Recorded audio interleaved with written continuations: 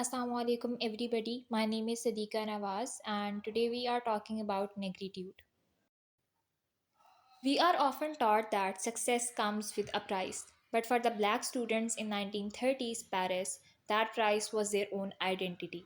The rule was very simple. To get an education or a career, you had to bury your African roots and act 100% French. This policy was called assimilation. It was a system that forced you to live as a copy of someone else just to be accepted. But negritude was a movement they finally said no to that deal.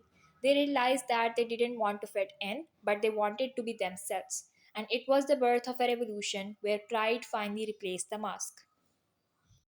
Now think of Negritude as a massive reclamation project. The founders Césaire, Senghor, and Demis argued that Africa brought something the world was desperately missing: soul, rhythm, and emotion.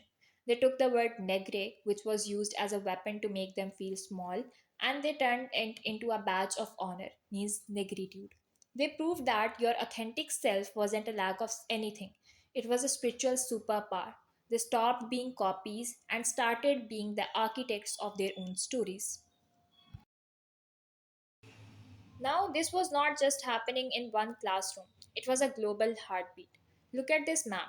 You had students from Senegal meeting poets from the Caribbean, realizing they were fighting the same fight. They looked at the Harlem Renaissance in America and saw the black artist standing tall. But not everyone agreed on how to show this pride. A famous writer named Wally Soyinka had a sharp critique on it in which he said, "A tiger doesn't stand around announcing he is a tiger, he just pounces." He thought that negritude poets were trying too hard to explain themselves to Europe. But this debate is the best part because it proved that black thinkers were not just one group. They were a diverse team of rivals arguing about how to be truly free.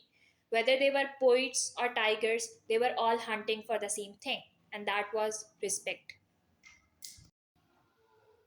To wrap it up, negritude matters because you can't have a free country until you have a free mind. These poets gave an entire generation the confidence to stop asking for permission and start demanding their independence. It started with a poem in a notebook, but it ended with the birth of a new nation and a global sense of pride. As you can see, the mask is off and it's never going back on because once you find your voice, you never let the world silence it back. Thank you.